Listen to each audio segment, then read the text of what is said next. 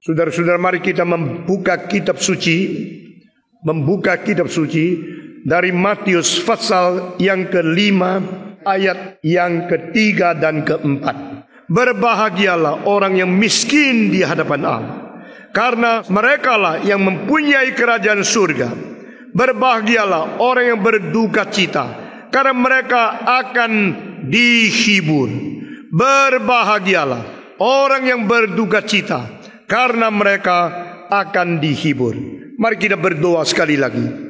Tuhan, nyatakan kebesaran-Mu, berilah pencerahan dari firman-Mu, cahaya surgawi ke dalam hati kami, sehingga setiap kalimat yang kami dengar boleh berubah menjadi kekuatan hidup, menjadi kekuatan pelayanan, kekuatan bersaksi, kekuatan memuliakan Tuhan di dalam hidup sehari-hari kami. Dalam nama Yesus Kristus, penebus dan juru selamat kami yang hidup, kami sudah berdoa. Amin. Saudara-saudara, hari ini kita akan berbicara tentang kesedihan orang Kristen. Apakah orang Kristen mempunyai emosi kesedihan setelah kita menerima Tuhan Yesus? Apakah bukan kita selalu mendengar, mari percaya Tuhan, engkau mendapat sukacita, engkau mendapatkan sejahtera, engkau mendapatkan perdamaian, engkau mendapatkan bahagia di dalam Tuhan. Saudara-saudara, selalu kita memberikan semacam aspek yang sangat positif dan lupa aspek yang negatif yang juga tercantum di dalam Alkitab. Misalnya kita sudah pernah memberikan satu tema mengenai speak, yaitu pimpinan Roh Kudus. Dan seberkata orang Kristen tahunya pimpinan yang positif, tapi tidak mengetahui pimpinan yang negatif. Saudara-saudara, satu kali saya berada di Amerika, 37 orang sudah mendapatkan gelar doktor semua. Dan satu persekutuan, saya menanya dengan mereka, sebelum saya berkhotbah, silakan kasih tahu apa yang menjadi pimpinan Tuhan di dalam hidupmu. Malakah mereka pikir 1 menit kira-kira, lalu satu-satu berkata, puji Tuhan, pimpin saya ke Amerika. Puji Tuhan, pimpin istri saya boleh kumpul dengan saya. Puji Tuhan, kasih saya kesehatan. Puji Tuhan, menaikkan gaji saya mulai bulan lalu. Mereka semua 30 orang, semua sudah saya tulis semua. Lalu saya tanya, kalau turun gajimu, puji Tuhan tidak. Kalau pindahkan engkau ke Afrika, puji Tuhan tidak. Kalau engkau mendapatkan sakit kanker, engkau puji Tuhan tidak. Kalau berita datang, orang tuamu meninggal, engkau puji Tuhan tidak. Semua menjadi tercengang dan semua seolah-olah tidak tahu harus bagaimana menjawab. Maka saya mulai berkata, inilah kerohanian kita. Kerohanian kita sudah terbiasa hanya memuji Tuhan kalau kita berada di kelancaran. Kita hanya tahu memuji Tuhan kalau kita tambah berkat, tambah hadiah, tambah harta, tambah keuangan, tambah kesuksesan. Secara tidak sadar kita sudah dicemari oleh teologi kesuksesan. Secara tidak sadar kita sudah terpengaruhi oleh ajaran yang hanya sepihak, tapi tidak melihat aspek-aspek yang lain. Saudara-saudara sekalian, di dalam lebih 40 presiden Amerika, yang menjadi yang paling nonjol, yang paling besar, paling hebat, justru dari keluarga paling miskin. Di dalam semua komponis-komponis, semua saintis-saintis yang penting sekali, yang paling nonjol, justru dari keluarga yang paling miskin, yang paling susah. Saudara-saudara, sejarah membuktikan anugerah Tuhan jangan diukur dengan uang. Anugerah Tuhan jangan diukur dengan kesehatan. Jangan diukur dengan segala keunggulan yang bisa dihitung dengan angka-angka di dalam bank. Berkat Tuhan kadang-kadang diberikan melalui kesulitan-kesulitan yang kita tidak rela bertemu dengannya. Kita tidak ingin mengalami. Tapi justru ada berkat yang terselubung di belakang penderitaan yang menjadi satu kuasa meledakkan kita keluar dari ikatan-ikatan dan keterbatasan-keterbatasan yang tidak berarti. Sehingga kita boleh mengalami sesuatu pimpinan Tuhan, sesuatu anugerah Tuhan yang melampaui marifat manusia. Saudara-saudara sekalian, itulah sebab saya harus berkata kepada saudara, kita memerlukan kesucian emosi. The sanctification of the emotion. Kita selalu bicara tentang kudus, suci. Suci di dalam agama lain sesuatu tabu, sesuatu pengasingan, sesuatu yang menakutkan. Seperti dalam filsafat dari Rudolf Otto, orang Jerman. The awfulness, the greatness, and the mysteriousness. Sifat yang misterius, sifat yang menakutkan, sifat yang besar, itu namanya suci. Inilah tempat suci. Tempat suci, apakah berarti suci moralnya? Tidak tentu. Justru orang dulu di dalam tribus atau di dalam suku-suku Afrika, perawan itu tidak suci kecuali disetubui oleh pemimpin agamanya, baru engkau pakai. Engkau dapat nyonya yang sudah second hand. Malam pertama harus pacarmu disetubui oleh seorang pemimpin agama, baru suci. Maka konsep suci manusia begitu rusak. Konsep suci manusia begitu berbeda dengan Alkitab. Sehingga manusia semua berjalan sendiri-sendiri, seperti domba-domba yang tersesat. Saudara-saudara, yang disebut awfulness, yaitu yang saya tidak mengerti, yang saya begitu kagum karena begitu menakutkan, itu suci. Saudara-saudara, jadi karena yang mempunyai kuasa membinasakan begitu menakutkan, maka mereka takut kepada kesucian itu. Itu kesucian berbeda dengan kesucian Alkitab. Istilah kesucian di dalam Ibrani Qadesh itu pertama kali muncul pada waktu Tuhan berkata kepada Musa, inilah tempat yang suci, copot sepatumu. Suci mulai daripada mengenal Tuhan, berjumpa dengan Tuhan, mengenal sifatnya. Disitulah satu permulaan konsep suci timbul. Saudara-saudara sekalian, kita perlu kesucian. Kita disucikan oleh apa? Alkitab mengatakan hanya 3 hal yang mengkuduskan kita. Pertama, firman. Kedua, darah Yesus Kristus. Ketiga, Roh Kudus. Tidak yang lain. Never others, only 3 things. Dari darah Yesus Kristus kita dihapus dosanya. Dari firman Tuhan kita dibersihkan daripada semua konsep, semua pikiran dan semua kelakuan yang tidak benar.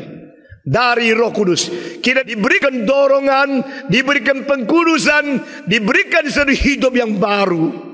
Saudara-saudara, selain 3 hal ini tidak ada sumber dan daya yang mengkuduskan kita. Sekali lagi, firman, darah Yesus dan Roh Kudus. Semua firman, darah Yesus dan Roh Kudus. Lalu seorang Kristen secara status dikuduskan, sanctified. We are made holy. Kita dijadikan suci, kita dikuduskan secara status pada hari engkau menerima Tuhan Yesus sebagai juru selamat. Tetapi secara kondisi engkau perlu setiap hari menyesali dosa, setiap hari bertobat, setiap hari dekat dengan Tuhan. Minta firman Tuhan mencerahkan hatimu, minta Roh Kudus menggerakkan hatimu, minta Yesus Kristus terus membersihkan jiwamu. Pembersihan daripada Yesus Kristus dengan darahnya ini dipakai dengan present continuous tense di dalam 1 Yohanes pasal 1. Kalau engkau hidup di dalam terang, sebagaimana Tuhan berada di dalam terang, maka darah Dia membersihkan engkau dari segala kejahatan. Di situ ada terus menerus, secara tidak sadar, otomatis membersihkan engkau. Kalau engkau hidup di dalam terang.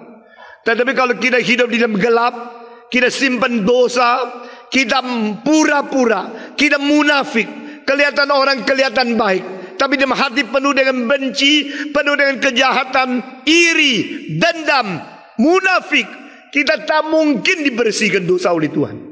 Saudara-saudara, pembersihan dosa dari darah Yesus Kristus itu ada present continuous tense, terus menerus, otomatis membersihkan kita. Saya kira paling gampang untuk kita mengerti hal ini adalah bagaimana mata kita terus ketip secara otomatis.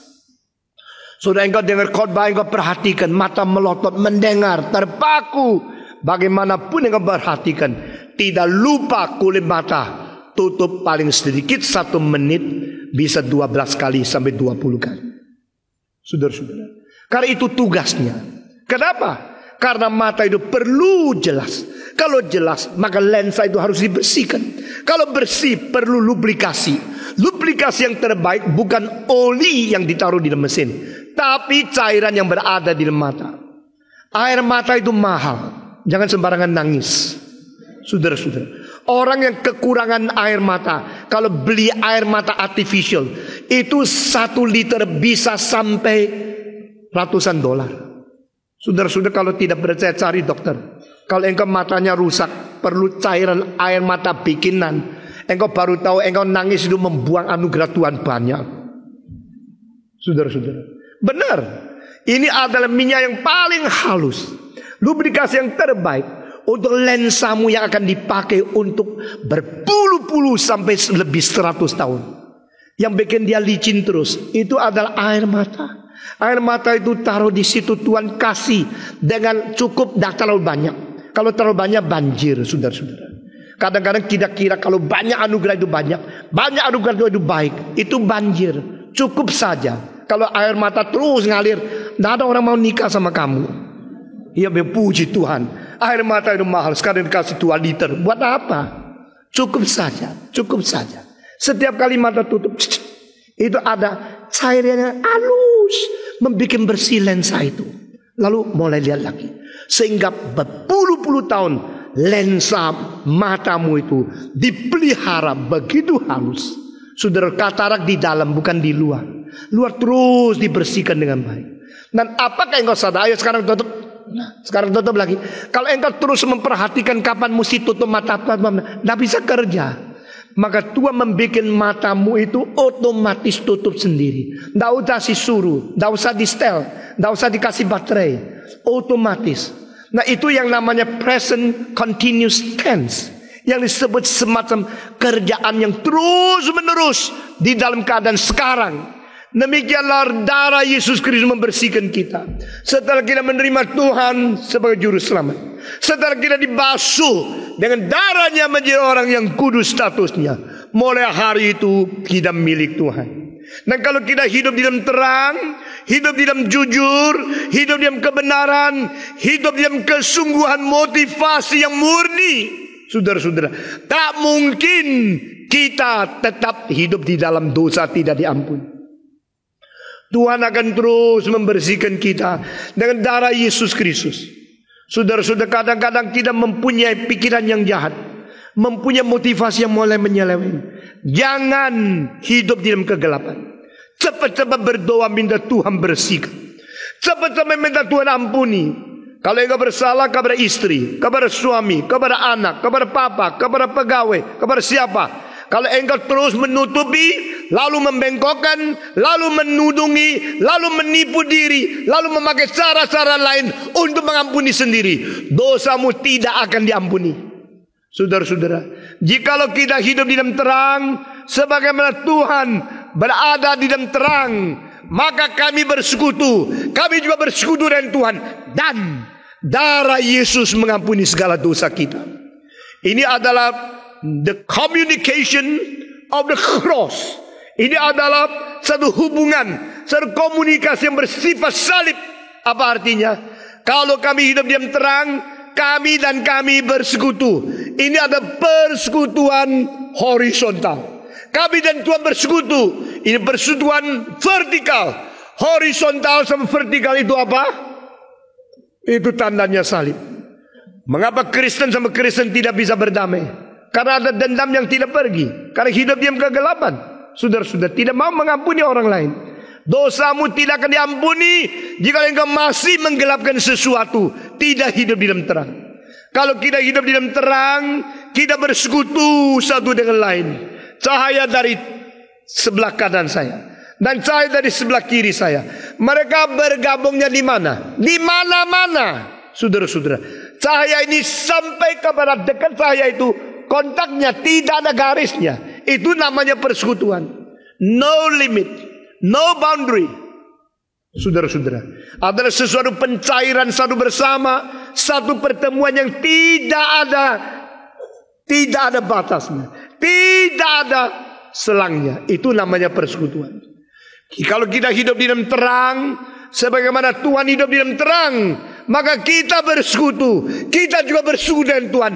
Dan darah Yesus mengampuni kita dari segala salah, segala dosa. Present continuous tense yang dipakai terus menerus, secara otomatis membersihkan kita. Dengan demikian kesucian kita harus meliputi kesucian pikiran, kesucian emosi, dan kesucian dari kemauan kita.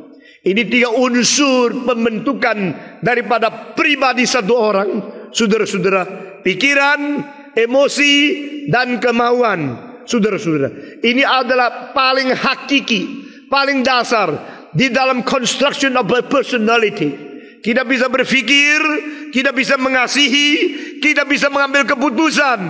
Ini 3 unsur ini adalah 3 unsur yang paling dasar di dalam pribadi kita. Jadi saudara-saudara, jikalau pikiran kita dipenuhi dengan firman, emosi kita diarahkan kepada yang dicintai oleh Tuhan, yang dibenci oleh Tuhan, dan kemauan kita ditetapkan oleh kehendak dan rencana Tuhan, maka kita berjalan di dalam pimpinan Roh Kudus. Saudara-saudara, ini yang dituntut oleh teologi reform.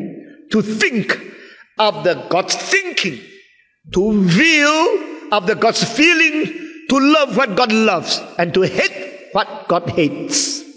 Dan kita to act in according to the action and the guidance of Holy Spirit. Dan demikian kita sesuai dengan rencana Tuhan. Memang ini tidak gampang, saudara-saudara. Semua orang tidak gampang mencapai ini. Dan sebagai orang Kristen, apalagi saya sebagai pemimpin, saya harus berusaha mengkoreksi diri, berusaha menjalankan semua kalimat saya khotbahkan di atas mimbar, supaya kuasa itu tetap berada dari mimbar mengalir kepada setiap orang yang mendengar. Saudara-saudara, saya selalu tanya, saya dalam hati saya ada yang saya benci? Tidak ada. Ada yang saya tidak mungkin cintai? Tidak ada. Karena pikiran seperti itu selalu harus koreksi diri, maka saya berani berdiri di mimbar. Saudara-saudara, jikalau kita hidup di dalam terang, sebagaimana Tuhan berada di dalam terang, maka kita bersekutu. Dan kita juga bersekutu dengan Tuhan. Dan darah Yesus membersihkan kita dari segala dosa dan kejahatan. Secara otomatis darah itu membersihkan kita. Membersihkan kita. Dan hari ini saya fokus kepada sanctification of the emotion. Khusus saya bicara tentang kesedihan Kristen dan kesukaan Kristen. Dua-duanya berada di bawah naungan kesucian pengkudusan emosi. Manusia mempunyai emosi, bukan? Kita bisa cinta, kita bisa benci, kita bisa iri, kita bisa dengki, kita bisa dendam, kita bisa marah, kita bisa sabar. Ini semua adalah aspek emosi dan ekspresinya.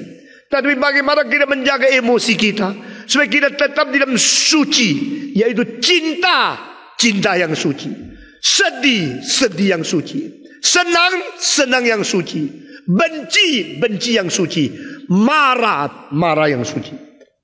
Ini memang tidak gampang, saudara-saudara. Tuhan kita telah menjadi contoh. Tuhan kita adalah Tuhan yang beremosi. Dia penuh dengan kasih. Saudara mengetahui apa artinya penuh dengan kasih? Jika engkau mencintai seseorang dan cinta itu begitu meluap di hatimu, engkau selalu ingat dia, engkau ingin dekat dengan dia, engkau mau bicara dengan dia, itu namanya cinta. Cinta yang suci itu cinta dari Tuhan. Cinta yang najis itu cinta dari setan.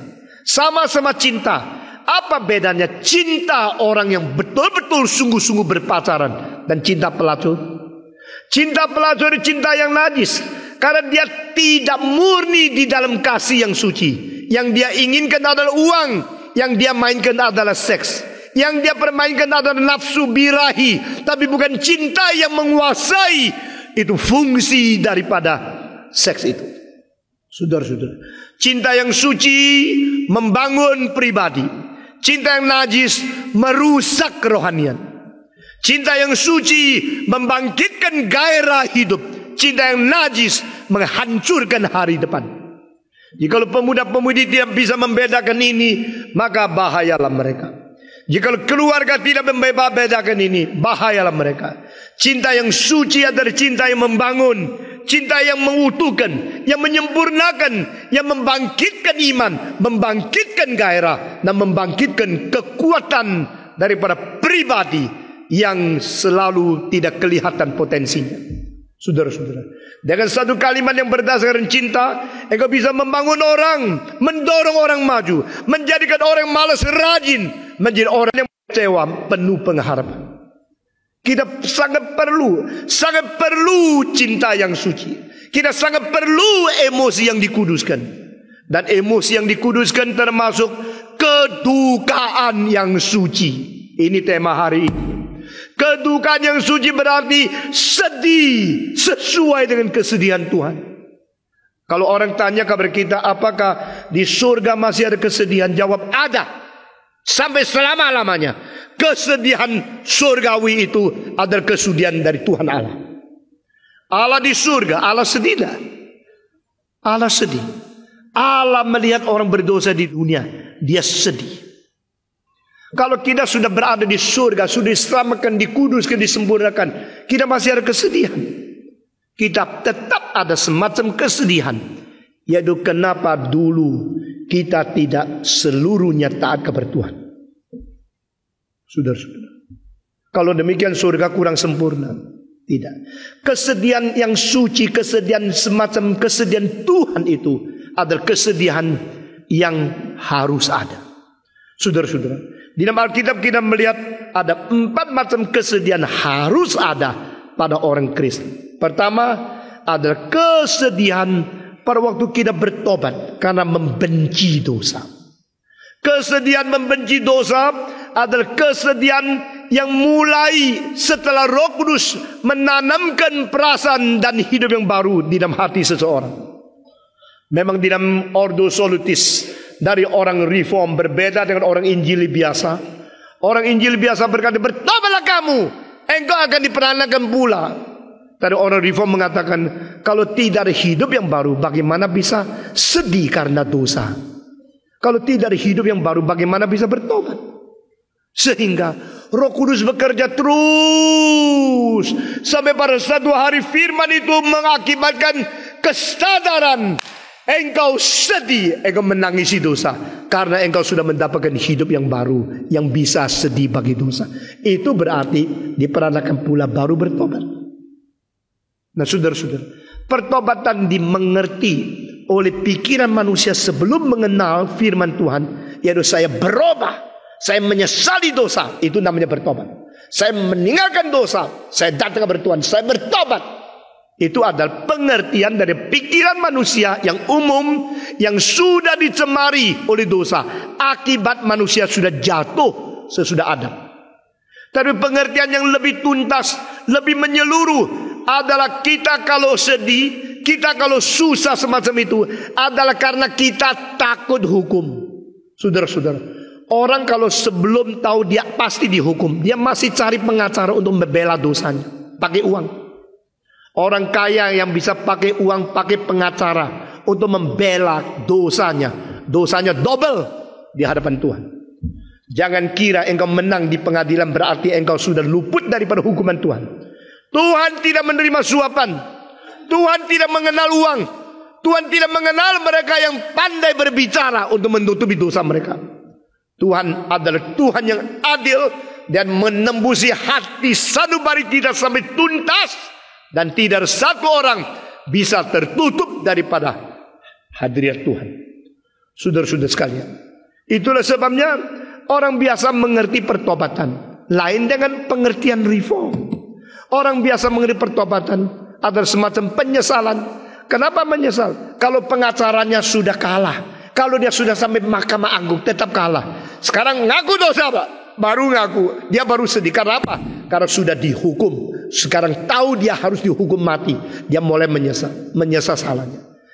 Itu bukan penyesalan, itu bukan pertobatan. Itu adalah takut mati, takut hukum, takut susah, takut kemarahan daripada pelaksanaan hukum timpa kepada dia.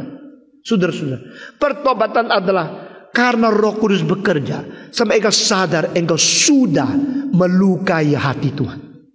Pertobatan adalah engkau karena cinta Tuhan begitu besar, masakan saya menjadikan dia.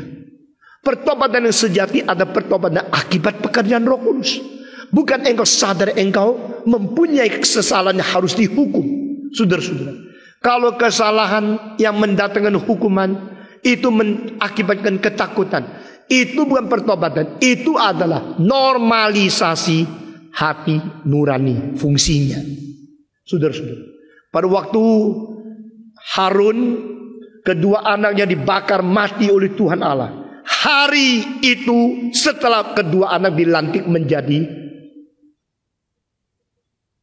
orang-orang yang melayani di bait Allah, yaitu menjadi priest, menjadi imam. Bayangkan Harun imam besar, kedua anaknya dilantik, ditabiskan menjadi imam. Hari itu mereka teledor, pakai api biasa untuk melayani Tuhan. Tuhan di surga marah, langsung menghanguskan kedua anak. Coba bayangkan kalau saya punya dua anak laki-laki, hari itu ditabiskan jadi pendeta. Hari itu juga Tuhan pakai hari lintal membuat mati kedua anak saya. Ibu mengerti apa yang saya maksud? Lalu Harun dapat kecelakaan besar. Kedua anak dari imam besar yang dijadikan imam hari itu juga dibunuh oleh Tuhan. Malu bukan? Ini pendeta anaknya dimatikan oleh Tuhan pada hari ditabiskan jadi pendeta. Malu luar biasa. Tetapi Tuhan berkata melalui Musa kepada Harun, jangan sedih karena kematian mereka, sedihlah karena dosa mereka. Oh, itu pertama kali Alkitab bedakan sekali kesedihan yang suci dan kesedihan yang tidak suci. Saudara-saudara, kita sedih karena uang hilang, kita sedih karena ditipu. Tetapi kita kalau menipu kenapa tidak sedih? Kalau kita berdosa kenapa tidak sedih? Kenapa sedih kalau uang hilang? Jadi bedakan kesedihan karena kerugian atau kesedihan karena dosa. Saudara-saudara, maka pertobatan yang sejati dari Tuhan bukan berarti engkau takut dihukum maka engkau sedih. Pertobatan dari Tuhan adalah karena engkau tahu engkau berbuat salah, melanggar hukum Tuhan, menjadikan Roh Kudus. Engkau mempermalukan nama Tuhan, dan engkau sebagai orang tidak boleh mempermalukan nama Dia. Roh Kudus menggugah engkau, menegur diri, akhirnya engkau bertobat. Itu namanya kesedihan yang suci. Itu pertobatan. Saudara-saudara, itu sebab teologi reform begitu mendalam, karena mereka sudah melihat sampai intinya daripada firman Tuhan sedalam-dalamnya. Tanpa hidup yang baru, tanpa emosi yang dikhususkan oleh Tuhan, tidak ada seseorang mengerti apa artinya pertobatan. Saudara-saudara, kesucian emosi ini penting sekali, karena ini mempengaruhi setiap hari hidup kita. Kita setiap hari mempergunakan fungsi dan emosi sebagai salah satu yang Tuhan tanam dalam hati kita. Pertobatan sebagai akibat pekerjaan Roh Kudus. Pertobatan sebagai satu gejala engkau sudah menerima hidup yang baru. Pertobatan sebagai sesuatu hasil firman ditanam di hatimu, sekarang bertumbuh tunasnya. Salah satu gejala adalah repentance, bertobat. Mengapa Yesus berkata berbahagialah orang berduka cita? Mengapa Yesus berkata berbahagialah orang miskin di hadapan Tuhan? Ini terjemahan bahasa Indonesia masih tidak jelas. Bahasa Inggris ada poor in spirit. Engkau yang merasa miskin secara rohani, berbahagialah. Orang yang merasa diri penuh kaya secara rohani, cilakalah engkau. Orang yang merasa diri hebat, merasa diri kaya, merasa diri sudah cukup, adalah orang miskin. Orang yang merasa diri miskin mungkin bisa diberi kekayaan rohani oleh Tuhan. Tuhan selalu memakai kalimat yang berbeda dengan manusia. Semua saya lihat heran. Ada orang yang sekolah teologi selesai, sesudah itu tidak mau baca buku, tidak mau dengar khotbah, karena dia sudah lulus sekolah teologi. Tapi ada orang yang belum kenal Tuhan, orang belum Kristen, belajarnya lebih dari orang yang lulusan sekolah teologi. Karena apa? Karena dia rasa dia miskin, yang satu rasa dia hebat. Nah sudah, GRI perlu apa? GRI perlu banyak orang yang berjiwa sungguh-sungguh mencintai Tuhan, rendah hati, pelayanan yang betul-betul. Hanya khotbah yang muluk-muluk, Stephen Tong terkenal, gereja ini tidak akan maju. Setiap kalimat dari mulut saya bukan hanya menonjolkan kita hebat, khotbahnya, mimbarnya kuat. Tidak. Itu semua mementingkan apa yang Tuhan mau kita kerjakan. Saudara-saudara sekalian, kalau gereja penuh dengan mulut yang pintar berkhotbah, tapi tidak ada tangan yang bekerja, kaki yang mau pergi, dan jiwa yang penuh dengan cinta kasih, melalui emosi yang dikuduskan, gereja itu tidak ada harapan. Saudara-saudara, Yesus berkata, berbahagialah orang berduka cita. Orang social gospel selalu mentafsirkan ini sebagai duka cita karena miskin, karena terbuang, karena tidak ada kerjaan dan sebagainya. Itu tetap kita harus kasihani. Tapi lebih dalam daripada itu, duka cita yang sesuai kehendak Tuhan Allah melalui pimpinan Roh Kudus akibat mengerti emosi yang suci dari Tuhan Allah. Saudara-saudara, ada satu kalimat yang terus menggerakkan saya semenjak pertama kali saya membaca, saya tidak akan lupa. Arsitek dunia selalu pakai bahan-bahan yang paling indah, bikin bangunan yang meriah di dunia ini. Hanya Tuhan Allah memakai hati, jiwa-jiwa orang yang hancur hatinya untuk membangun kerajaannya. Wow, saya sangat tergerak. Bahan daripada kerajaan Allah didirikan daripada hati-hati yang hancur. Jiwa-jiwa yang sedih, hati-hati yang hancur karena berdosa, itulah yang tidak dihina oleh Tuhan. Orang yang hatinya hancur, orang yang sedih karena dosanya, tidak ada satu yang dihina oleh Tuhan. Karena dengan hati yang hancur, dengan jiwa yang sedih karena dosa, itu mereka dipakai menjadi batu-batu hidup, mendirikan bait Allah yang sejati. The kingdom of God is built by God with the broken-hearted people. Jiwa-jiwa engkau yang betul-betul hancur, sedih karena dosamu, itulah jiwa-jiwa yang dipakai Tuhan untuk bangun kerajaan. Sudahkah pernah menangisi? Satu kali saya di Sumatera Utara berkhotbah.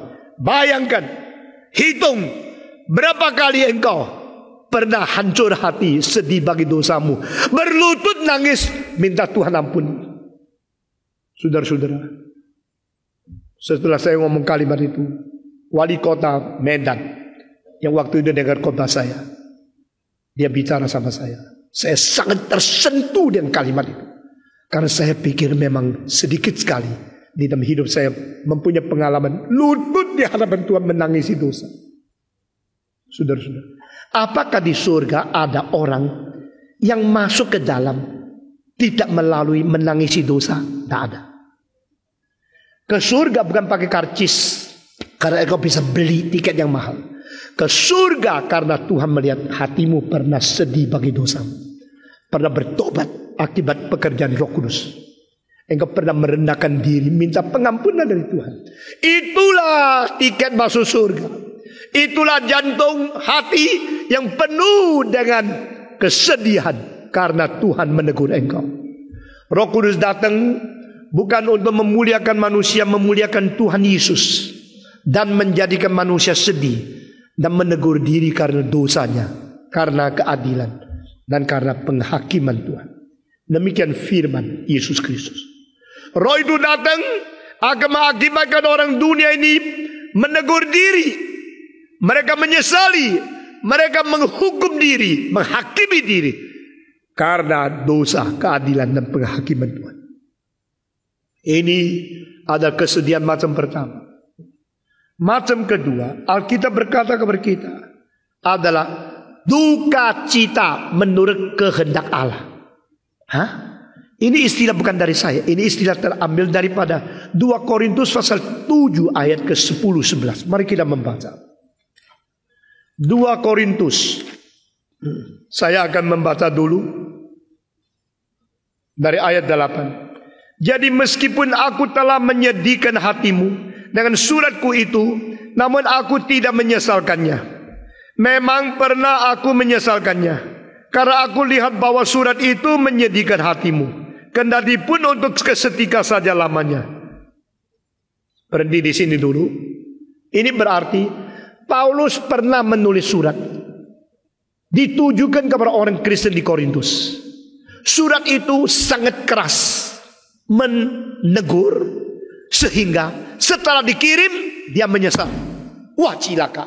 Kenapa saya kirim surat itu? Surat itu kalimatnya terlalu keras. Ini kalau mereka terima pasti mereka nangis, mereka sedih. Kenapa sih saya Paulus kok tega menulis surat seperti itu? Dia menyesal. Terus dia berdoa. Setelah dia berdoa, dia pikir-pikir lagi. Perlu nak? Perlu mereka sedih nak? Perlu. Kalau mereka tak tahu sedih, mereka akan terus berbuat dosa. Sekarang kalau mereka sudah terima surat saya, mereka sedih. Paulus kok marah-marah seperti itu? Maka dia pikir-pikir, kalau begini, sesudah dia sedih, dia akan bertobat. Itu besok hidup akan lebih suci baik. Sekarang saya tidak menyesal. Jadi dia tidak lagi menyesal. Di sini Paulus mengalami menyesal karena membuat orang sedih. Lalu tidak lagi menyesal karena pernah bikin orang nyesel. Ngerti? Oh, ini psikologi in depth ini. Jadi Paulus sekarang tidak menyesali penyesalannya, atau menyesal daripada penyesalan yang kurang. Yang sekarang dia sadar perlu sekali kesedihan diterima oleh itu. Ayat 9. Namun sekarang aku bersuka cita, bukan karena kamu telah berduka cita, melainkan karena duka citamu membuat kamu bertobat. Sebab duka cita itu adalah menurut kehendak Allah. Semua. Sebab duka citamu itu adalah menurut kehendak. Ini di dalam Alkitab satu-satunya tempat duka cita menurut kehendak Allah. Tidak ada tempat lain lagi. Ada menderita menurut kehendak Allah, diam 2 Petrus. Tapi duka cita menurut kehendak Allah hanya di 2 Korintus. Sehingga kamu sedikit pun tidak dirugikan oleh karena kami. Maksudnya apa? Surat itu pergi, engkau berduka cita, tapi tidak rugi. Karena duka citamu itu mengakibatkan kebaikan. Engkau berduka cita menerima surat itu, akibatnya adalah engkau bersuka cita. Jadi akhirnya untung bukan rugi. Ayat ke-10 semua membaca. Sebab duka cita, semua 1, 2, 3. Sebab duka cita menurut kehendak Allah menghasilkan pertobatan yang membawa keselamatan dan yang tidak akan disesalkan. Tetapi duka cita dari dunia ini menghasilkan kematian. Sekali lagi 10, sekali lagi 1, 2, 3. Sebab duka cita menurut kehendak Allah menghasilkan pertobatan yang membawa keselamatan dan tidak akan disesalkan. Tetapi duka cita yang dari dunia ini menghasilkan kematian. 11. Sebab perhatikanlah betapa justru duka cita yang menurut kehendak Allah itu mengerjakan pada kamu kesungguhan yang besar, bahkan pembelaan diri, kejengkelan, ketakutan, kerinduan, kegiatan, penghukuman.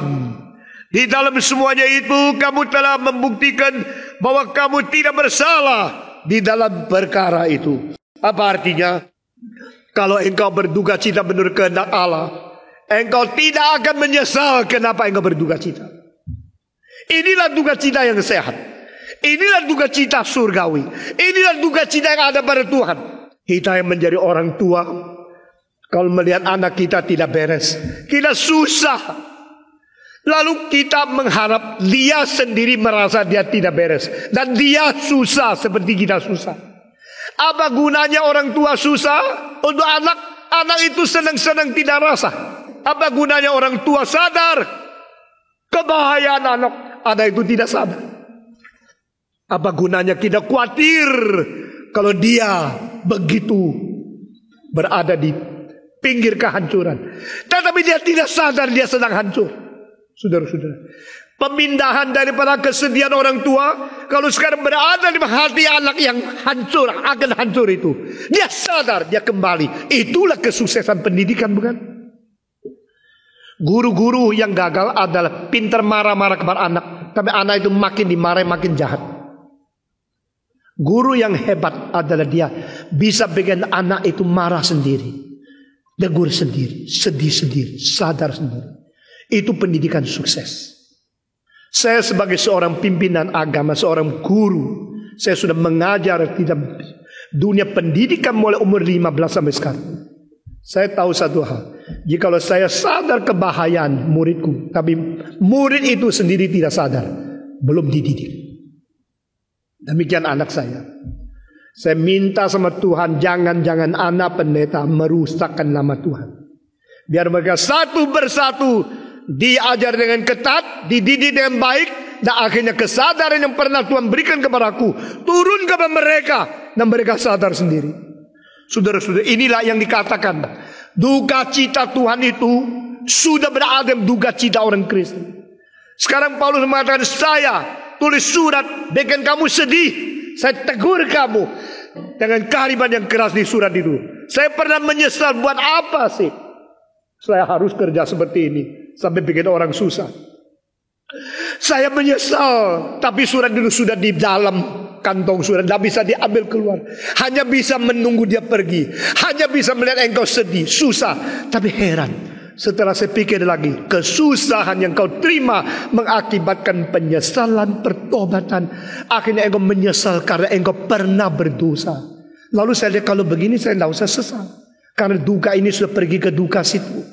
Duka itu ada duka berasal duka sini. Duka ini berdasar dari duka Tuhan. Jadi duka cita menurut kehendak Tuhan tidak akan menghasilkan penyesalan tentang penyesalan. Ini double. Pada waktu engkau menyesal dosamu, menyesal, Tuhan ampuni, akhir Tuhan memberikan pertobatan, memberikan pengampunan, memberikan hidup baru. Besok di surga engkau akan menyesal engkau dulu pernah bertobat. Jawab. Di surga orang Kristen akan menyesal dulu bertobat, begitu? Tidak. Itu penyesalan yang mengakibatkan tidak mungkin menyesal lagi. Itu penyesalan yang baik.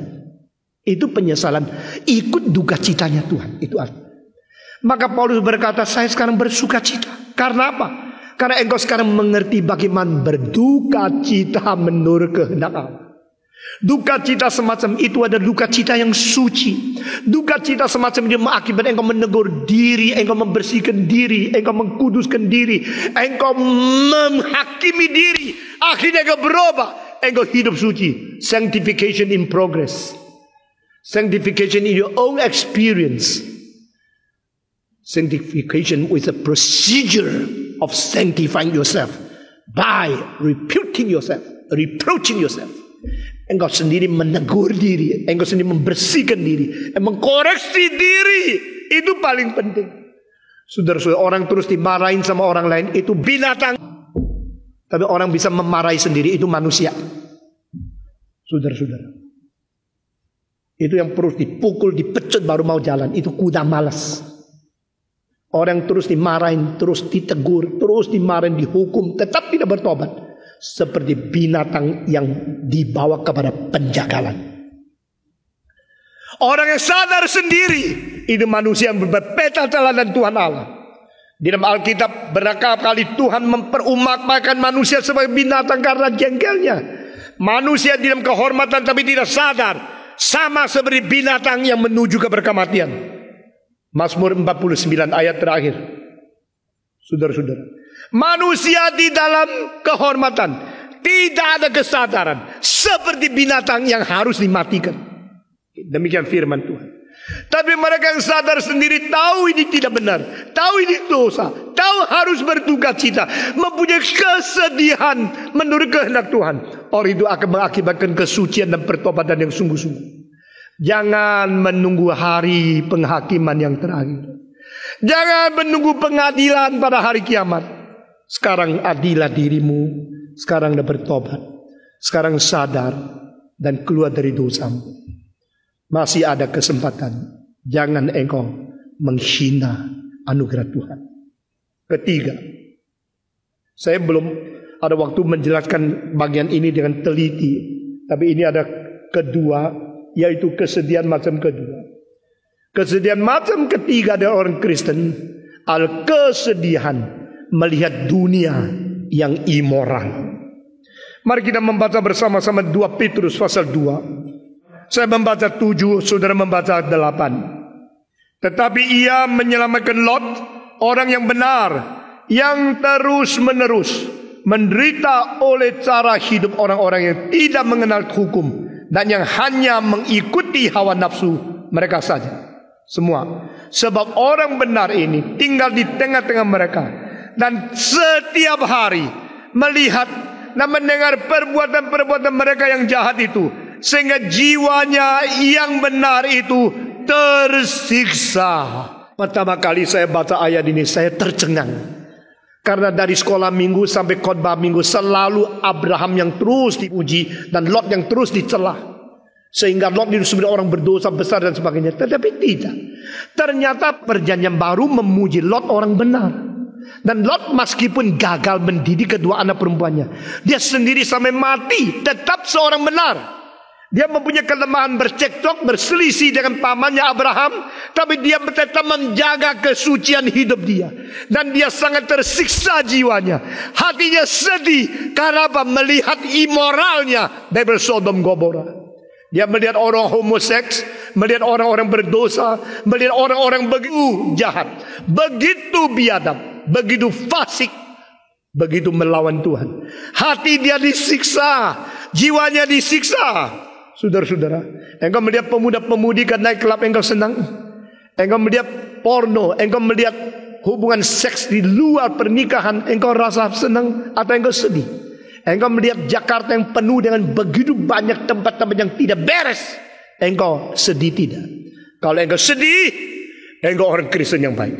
Kalau tidak, rohanimu pun tidak beres. Lot hidup di tengah-tengah mereka, setiap hari melihat moral mereka begitu rusak, hidup mereka begitu fasik, maka hati dia tersiksa, jiwanya sangat susah. Terjemahan bahasa Tionghoa, sin li sang tong, hatinya luka, hatinya sakit, di dalam hati sedalam-dalamnya dia sakit melihat orang begitu rusak, melihat zaman yang rusak, melihat pemuda-pemudi yang begitu rusak. Mereka saja bukan saja rusak, mereka malah banggakan diri. Satu hari saya berada di New York, melihat begitu banyak orang di Manhattan berkeliling kota. Saya lihat hari apa? Hari kebebasan homoseks. Hari mereka memerdekakan diri. Hari mereka berpawai, pria sama pria, wanita sama wanita, tidak tahu malu, telanjang separuh badan di tengah-tengah jalan, mengumumkan mereka bebas. Saudara-saudara, pada waktu divorce sudah menjadi kebiasaan.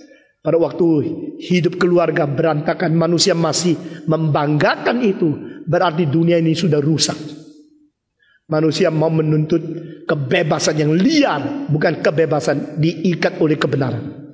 Manusia mau seks yang tidak mau dicampuri tangan oleh siapa. Akhirnya adalah menimbulkan AIDS, menimbulkan kerusakan moral, menimbulkan anak yang biadab, menimbulkan generasi muda yang tidak takut kepada Tuhan, menimbulkan segala perbuatan-perbuatan yang keji yang menakutkan.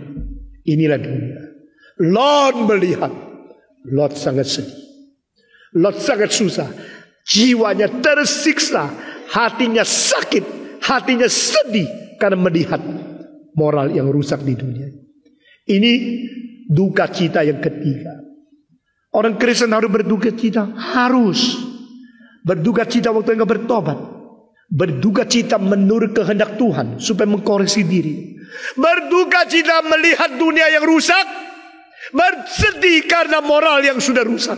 Ini ketiga. Cukup? Tidak cukup. Keempat, orang Kristen masih mempunyai semacam kesedihan yang tercantum di dalam Roma pasal 9. Saya membaca ayat pertama, saudara membaca ayat yang kedua. Aku mengatakan kebenaran dalam Kristus, atau aku berkata dengan sejujur-jujurnya di dalam Kristus. Aku tidak berdusta. Suara hatiku turut bersaksi dalam Roh Kudus. Kedua, bahwa aku sangat berduka cita dan selalu bersedih hati. Bahkan aku mau terkutuk dan berpisah dari Kristus demi saudara-saudaraku, kaum sebangsaku secara jasmani. Inilah duka cita keempat. Ini kesedihan yang suci yang keempat. Duka cita macam apa? Kesedihan apa? Kesedihan bangsaku belum mengenal Tuhan Yesus. Kita harap banyak orang mengenal siapa Yesus Kristus. Dia bukan revolusioner, dia bukan tokoh reformasi, dia bukan seorang membawakan moral yang baru. Dia datang dengan dibunuh, dengan darahnya, dengan dipaku di atas kayu salib, memperdamaikan manusia menjadi anak-anak Allah. Itulah berita, itulah Injil. Karena begitu banyak orang belum Kristen, belum mengenal Tuhan Yesus. Dan orang-orang Kristen secara formal, tapi tidak mempunyai pengalaman pribadi dengan Juru Selamat. Paulus berkata, aku memikirkan bangsaku, aku memikirkan orang Yahudi, saudara-saudaraku. Aku sedih, aku jujur, aku tidak dusta, dan hati nuraniku bersaksi dengan Roh Kudus. Berarti double saksi membuktikan apa yang saya katakan ini jujur. Yang paling cilaka orang berdiri atas mimbar ngomong kalimat yang tidak jujur. Kalimatnya indah-indah, hatinya tidak ikut. Paulus berkata, aku dengan jujur mengatakan aku sedih, bahkan aku rela dikutuk, terpisah dari Kristus, asal bisa menjadikan bangsaku mengenal Yesus Kristus. Hati seperti itu yang terkoyak-koyak dengan kesedihan suci mengakibatkan dia harus pergi ke sini sana, lupakan diri, tidak menghiraukan mati hidup sendiri, tidak menghiraukan untung rugi sendiri, tidak menghiraukan sehat sakit sendiri, terus pergi sampai akhirnya dipenggal kepala. Supaya apa? Supaya dunia mengenal Kristus. Saudara-saudara, pendeta-pendeta yang cari aman banyak, orang Kristen yang cari lancar banyak, cari untung banyak. Yang mau berkorban bagi Tuhan supaya orang lain mengenal Tuhan Yesus sedikit sekali. Mengapa bukan setiap orang Kristen mempunyai jiwa penginjilan, mengabar Injil terus, terlepas daripada engkau berapa hasilnya pengabaran Injil, engkau berapa tekniknya, saya tidak katakan. Hati itu harus ada. Melihat saudaraku, familiku, temanku, melihat bangsaku, sukuku, melihat orang sejamanku, sebayaku, generasi yang sekitarku belum mengenal Tuhan Yesus. Bolehkah saya hidup enak-enak, tidak pergi mengabarkan Injil? Kesedihan semacam itu harus mengikuti kita terus selama kita masih diberikan kesempatan hidup di dunia ini. Biarlah kita ingat, inilah duka cita yang suci.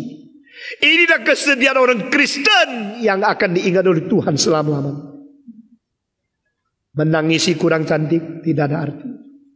Menangisi kurang kaya tidak arti banyak. Menangisi kesulitanmu itu tidak berarti banyak. Menangisi dosamu, menangisi tentang apa yang menjadi rencana Tuhan yang saya belum jalankan, menangisi tentang masyarakat yang immoral, menangisi orang-orang sejaman kita yang belum Kristen, belum mengenal Tuhan Yesus. Biar kesucian Tuhan melanda emosi kita di dalam kesedihan sesuai kehendak. Mari kita berdoa. Bapa di dalam surga, sekali lagi kami berdoa untuk hari depan dan tahun depan yang segera tiba. Kiranya Engkau merubah kami, memperbarui kami, memberikan kekuatan kepada kami. Engkau tidak meninggalkan kami. Engkau nyatakan pekerjaan Tuhan yang ajaib di hati kami. Bawa kami dibakar oleh Roh-Mu yang kudus untuk kembali memuliakan Tuhan dan hidup di dalam pimpinan, di dalam roh, di dalam kuasa kesucian Tuhan, sesuai dengan kehendak Tuhan sendiri. Dengar doa kami Tuhan. Kami serahkan semua ini ke dalam tangan Tuhan. Demi nama Yesus Kristus, penebus dan juru selamat kami yang hidup, kami sudah berdoa. Amin.